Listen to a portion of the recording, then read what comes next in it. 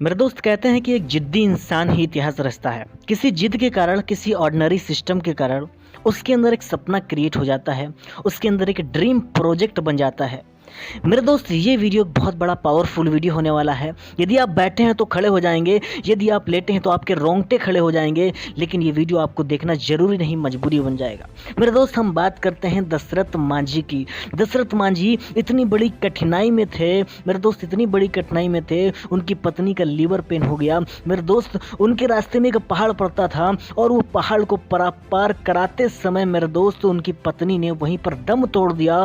मेरे दोस्त, उनको इतना गुस्सा आया कि ये पहाड़ की वजह से मेरी पत्नी की मौत हो गई है। मेरे दोस्त, उन्होंने वहीं पर कसम खाई कि अब मेरी पत्नी की जो मृत्यु हुई है और किसी पत्नी की मृत्यु नहीं होने देंगे। बहुत सारे लोगों ने धमकाया, बहुत सारे लोगों ने उनको जो है ना कहा कि तू नहीं कर पाएगा, और उन्होंने वहीं पर कसम खा ली और छेनी हथौड़े की मार से मेरे दोस्त उस 55 किलोमीटर के पहाड़ को छेनी हथौड़े की मार से तोड़ डाला।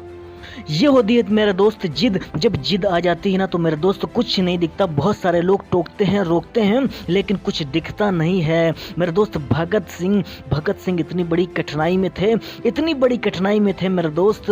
उनका एक रिश्ता या 20 साल के थे, नौजवान थे मेरे दोस्त। घर वालों को चिट्ठी लिख करके कानपुर भाग गए कि मुझे इस देश के लिए कुछ करना है, मुझे इस देश के लिए जान देनी है, इस देश को आज़ाद कराना है। एक लड़की को तन मन धन नहीं देना चाहता और उस देश के लिए वो कुर्बान हो गए। मेरे दोस्त, ये होती है जिद।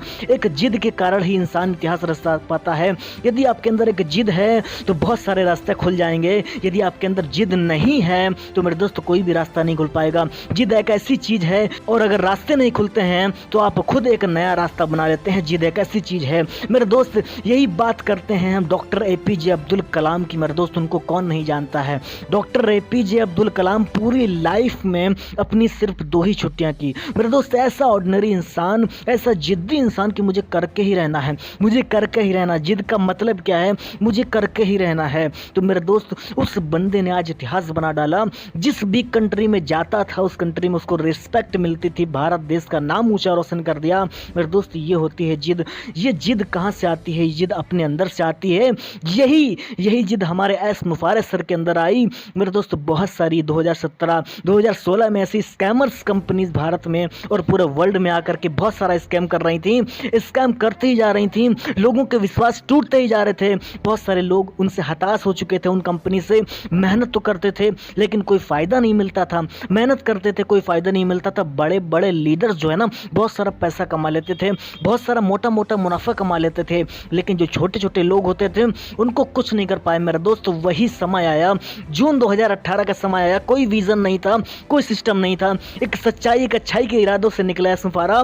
और मेरे दोस्त, नवंबर या दिसंबर उन्होंने गो फाउंडर्स को लॉन्च कर दिया। लॉन्च करने के बाद एक ऐसा विजन क्लियर कर दिया कि मेरे दोस्त आज एस मुफारा की कंपनी में 8,15,000 से भी ज़्यादा फाउंडर हैं। इतनी मजबूत नींव हो गई है कि शायद इसको कोई उखाड़ नहीं सकता। मेरे दोस्त, ये जिद होती है एक कि यकीनन मुझे ये करना है तो करना है। और ये जिद मेरे दोस्त खुद से आती है, खुद के सिस्टम से आती है। ये जिद आपको अंदर से लानी पड़ेगी। आपको सपना देखना पड़ेगा, आपको सपने को उसको पूरा करने के लिए मेहनत करनी पड़ेगी, और ये मेहनत हो रही है मेरे दोस्त। जो भी इतिहासकार हैं, आइंस्टीन से लेकर के एडिसन तक, मोदी से लेकर के ओबामा तक, मेरे दोस्त उनको एक जिद आ गई थी। एक चाय वाला प्रधानमंत्री कैसे बना, यकीनन उसके अंदर एक जिद थी मेरे दोस्त। तो मेरे दोस्त, मुझे लगता है कि वीडियो आपको अच्छा लगा है। प्लीज़ वीडियो को लाइक कर देना, और प्लीज़ 67% ऑडियंस ऐसी है जो हमारे चैनल को सब्सक्राइब नहीं किए हैं। प्लीज़ चैनल को भी सब्सक्राइब कर दो और बेल आइकन को जरूर प्रेस कर लो।